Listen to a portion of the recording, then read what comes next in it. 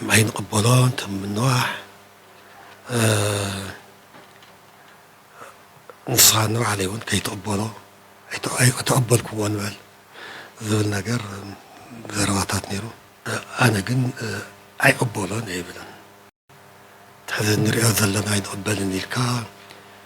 ذرواتي دقاقمو أخلاقات فتحة فجال ميدي ذبلو طرعرا فخون يكونن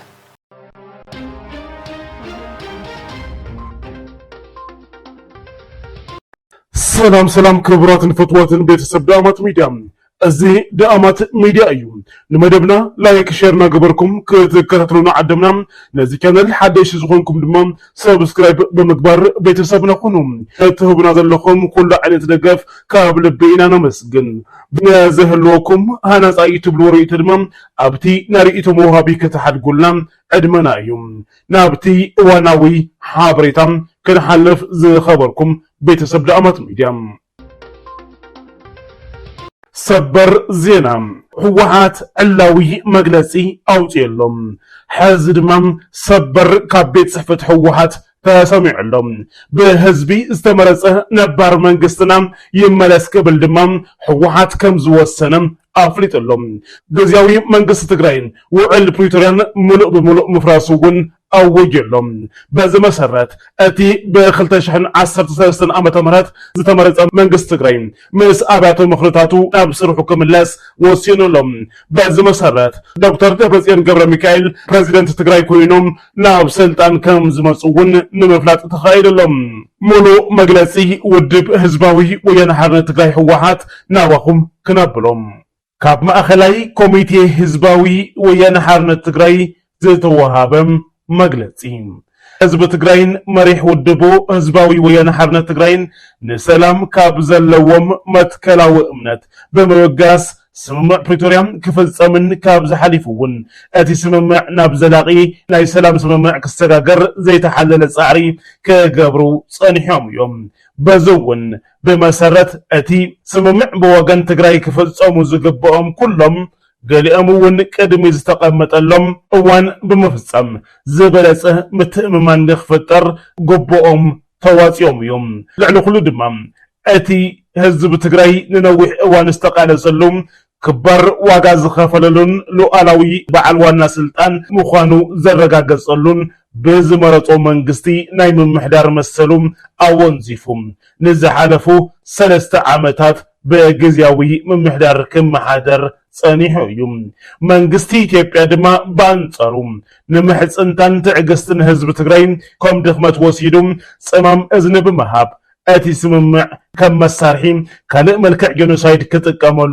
يوم صانيحوم دحري أتي سممع بقطتها بوغن منقستي إثيوبيا كفتصمو زقبهم أي تفتصمون محقا منقستاوي لؤلاو مريت تقراي وريروم زحازو حيلتات أب كند موصى بستفلالي أقرب يتنخرم لهم بزون أب تحت وررت حيلتات زنبر هزبنا بسنكي مننتو يقتل يأسرن يبررن لهم ببعلتو بتميتن بحمامن زموت زلهم أب ماقلات معقوبي زنبر هزبنا ناب مربوتو كملاس أي كالن فرامي اسم معفريتوريان نزخوان ودبنا أفريطو بمخلاقون أتي سممع مسارت كسئن بمقبر نمدخامن مبتتانن ودابتات تقراين يتقامل لهم منقستي إثيوبيا بمسارت أتي استوازح سممع كفتصمام زقباء أي فتصمن طرح زي كونس ناتي سممع ملؤ بمرؤ بزصارر ملكوعم حزب تقراين بعلو نبعلو كدامن بقصالي كهوخن مقبر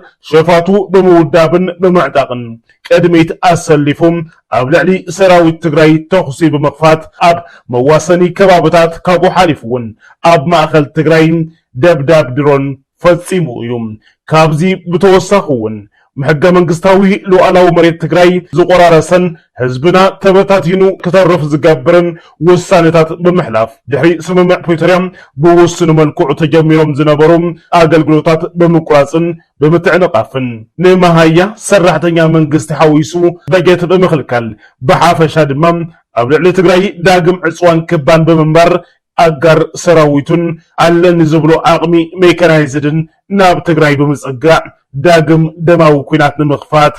ኣብ ምህንዳድ ይርከብ በዝውን ንሃለዋትን ድሕነትን ህዝቢ ትግራይ ዝበኣሰ ሓደጋ ከንጸላልዎም ገይሮሎም ብሓፈሻም ህዝቢ ትግራይን መሪሕ ውድብ ህወሓትን ንሰላም ጽንቃቅ ዕድልውን እንተሃልዩ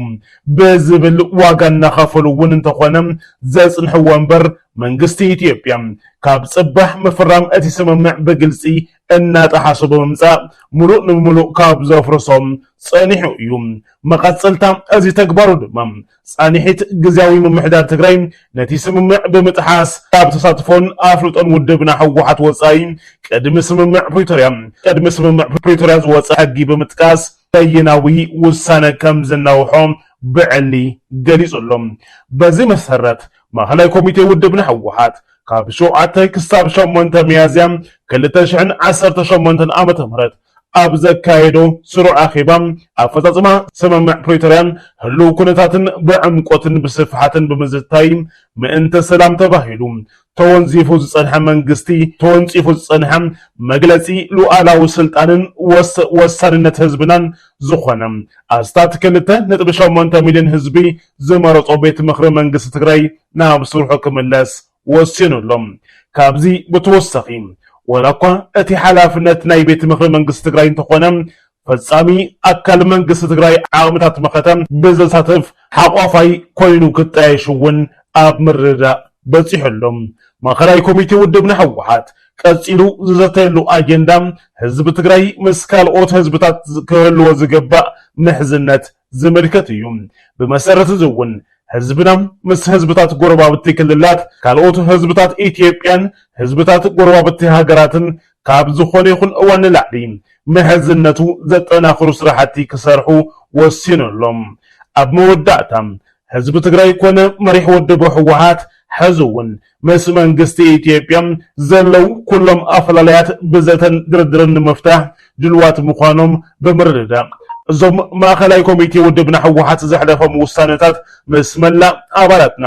ኣብ ውሽጥን ኣብ ደገን ኣብ ወፃእን ዝርከብ መላእ ህዝብና ከምኡውን ልሂቃን ተጋሩ ዝተፈላለዩ ፖለቲካዊ ውዳበታት ትግራይን ምይይጥ ክግበረሎምን ብሓሳብ ክጠናኸሩን ኣንፈት ብምቕማጥ ስሩዕ ኣኼቦኦም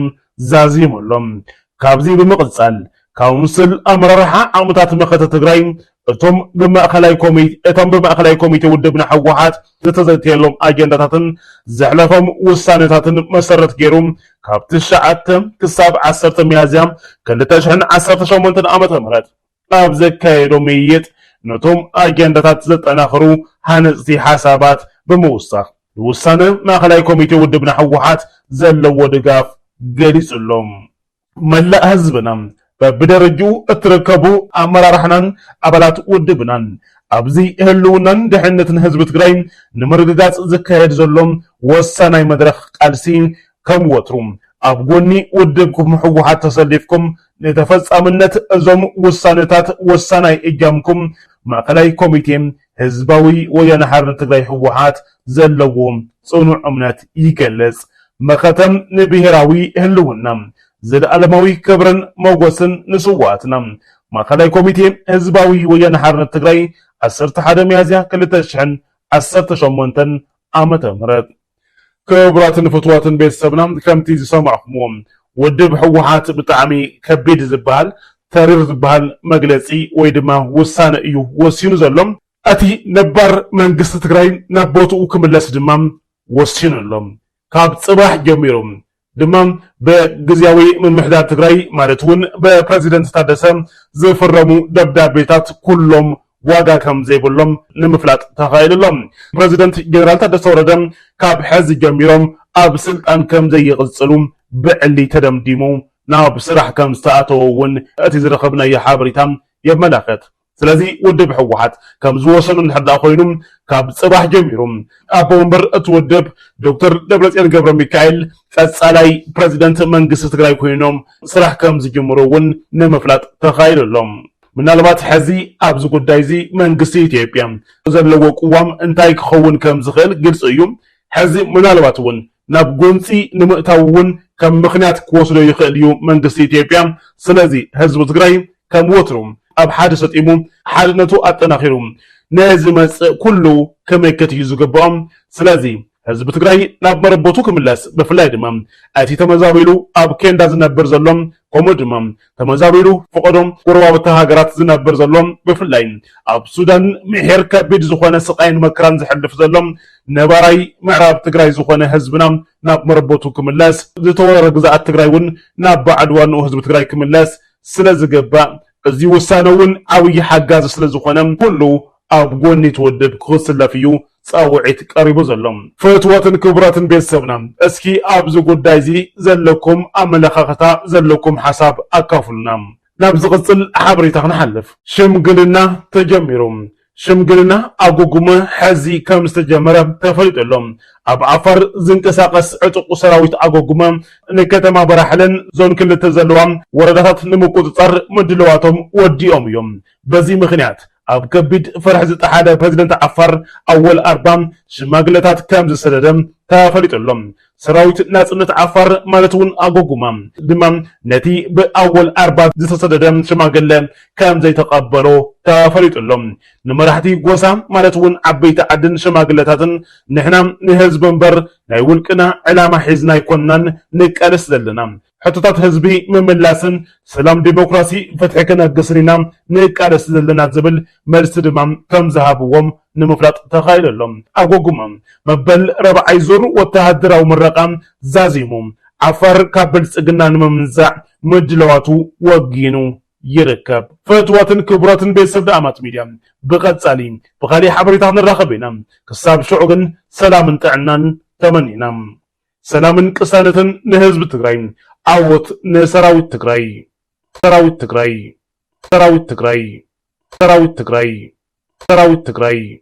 ሰራዊት ትግራይ ሰራዊት ትግራይ ሰራዊት ትግራይ ሰራዊት ትግራይ